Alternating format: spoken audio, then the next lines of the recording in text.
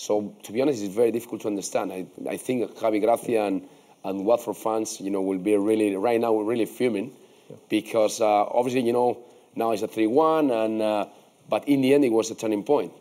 That was the first minute of the second half. You are doing your job, defending really well, and suddenly you find yourself 1-0 down, against a great team with a really controversial decision. But in all honesty, if that goal hadn't been awarded and it was still 0-0, do you really think that Watford could have held on and got something out of that game? Of course, we don't know. The thing is that you have to doubt about it. You know what I mean? Is that they were doing a great job, and after this goal, the game changes.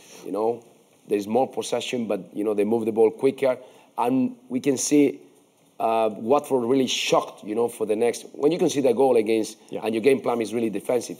When you concede the first goal, there is a moment that you are in shock. Yeah. And that was the moment where, Man City scored 2 more goals and nearly killed the game. What about the mental side of it? I'm Very sure. Important. Exactly, but I'm sure Javi Gracia would have been happy with the first half performance. They kept out Man City. Yeah, they didn't have chances, but you'll probably be thinking they'll be happy to settle for a draw. So what happens when you concede within the first minute or so of the second half kicking off? And can players mentally adapt to suddenly chase a goal as opposed to be defensive? The problem is that they conceded 3 goals in 10 minutes, 15 minutes. Well, exactly. It's not that you concede 1 goal, but you concede 3 goals in 10 minutes because you are shocked. First, because of you are conceding a goal. Secondly, because you know that it's a controversial goal and you know that it's unfair. So mentally, it affects, to the players.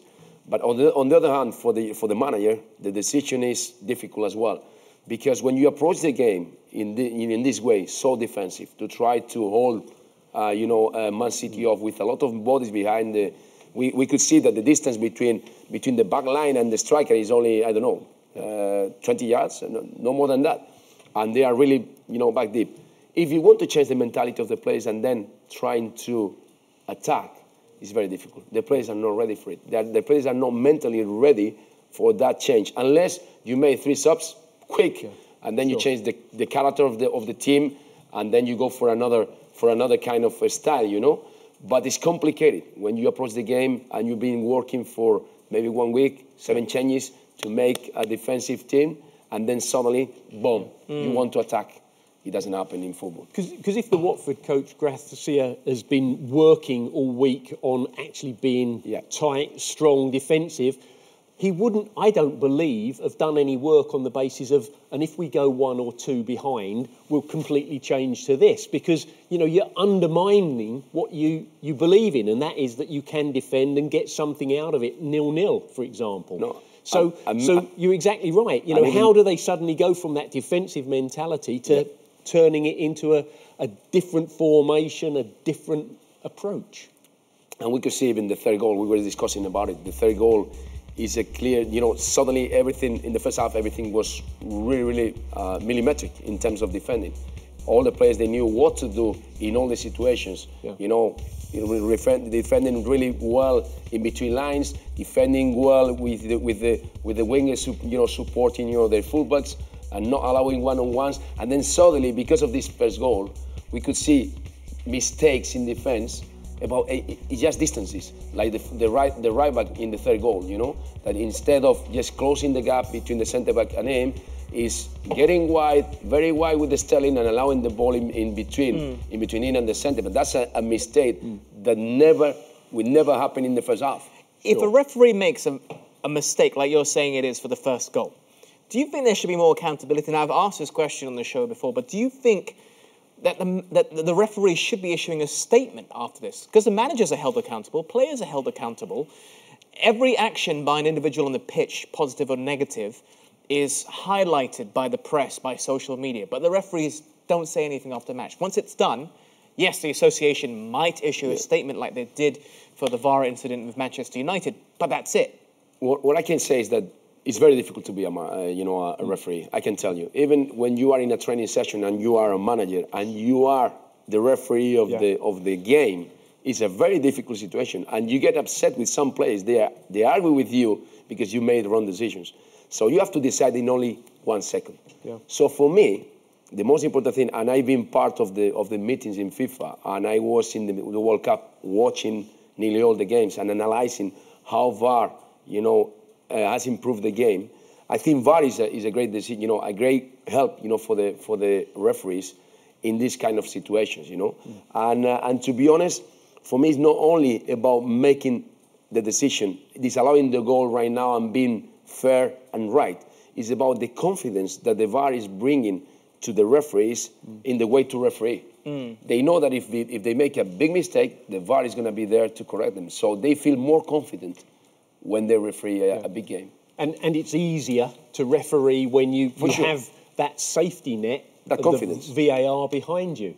Having said that, the officials did not. I don't want to say they made a mistake.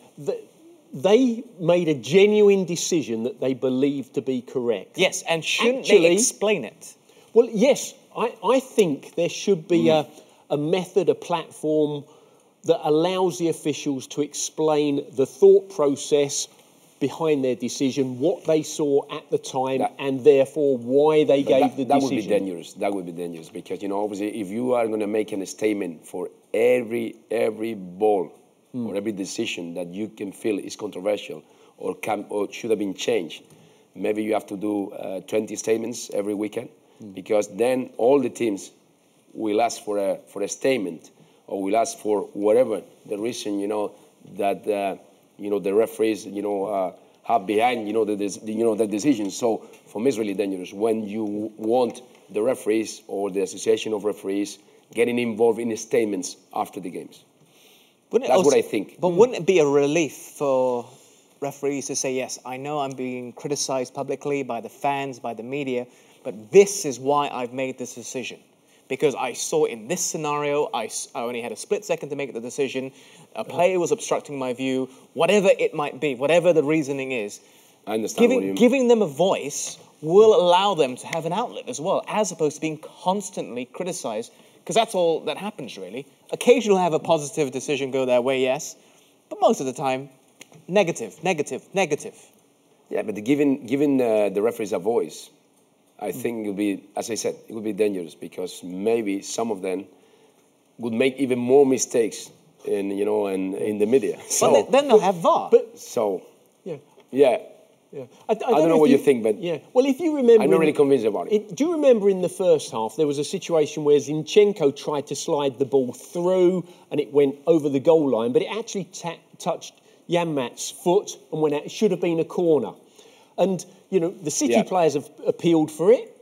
And you could clearly see the referee say, I didn't see it. I didn't see it yet. So, if the referee does not see that little touch, he cannot give it. Just because a player appeals, it doesn't mean to say that it should be a corner. As it happens, it was a corner, and the referee gave a goal kick.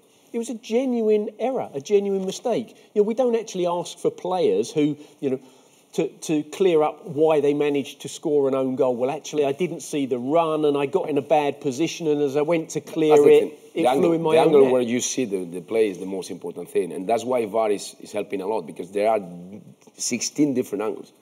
If we are in here and we see the same plane 20 times from different angles, sometimes even watching it 20 times, we don't agree. Yes. Between us to see if it's penalty or no penalty. So imagine for a referee watching it from only one angle. Yep. Maybe, as you said, with some bodies in between. Yep. And making the decision in 1 second. So the first thing we need to support the referees in some way. I know that the fans, they get upset.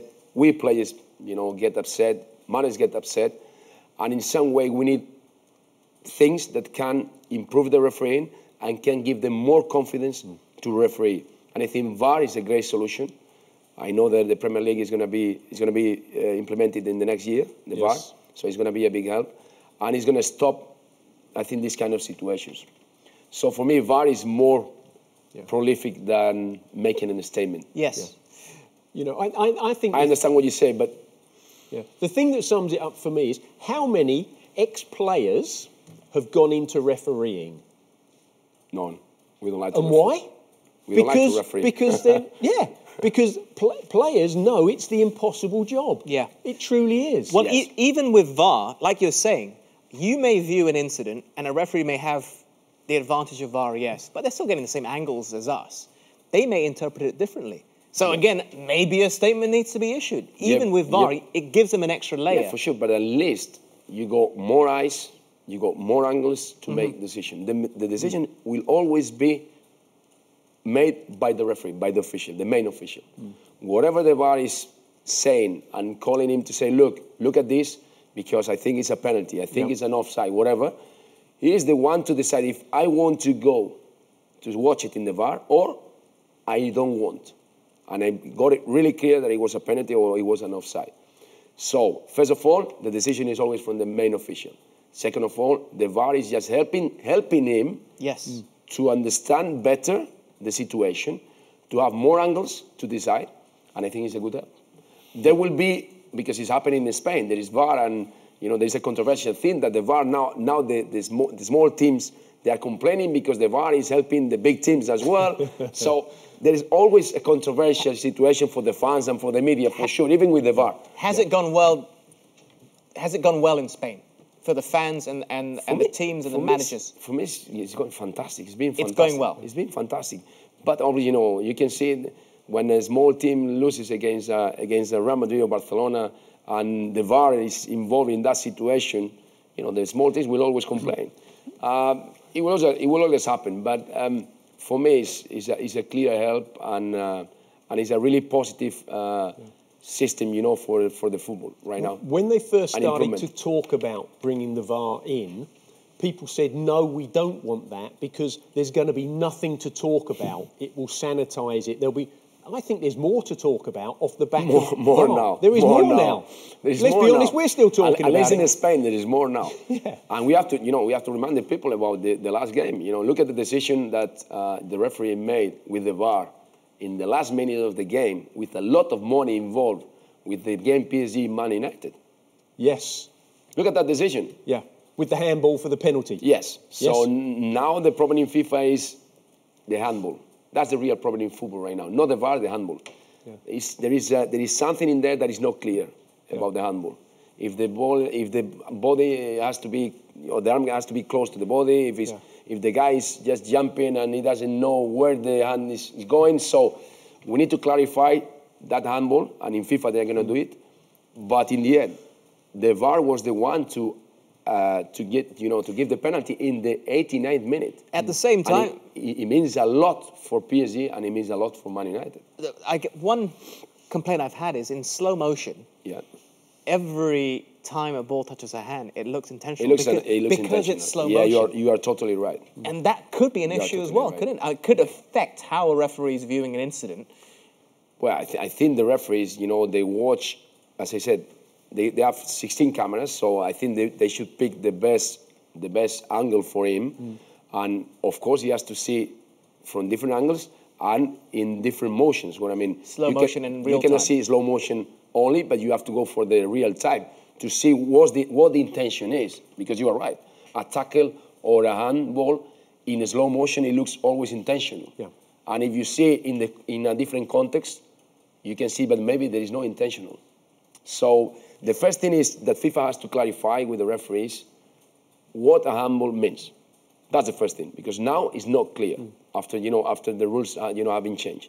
That's the first thing. The second thing is, I think the VAR will always be a help. I don't have any doubt about it.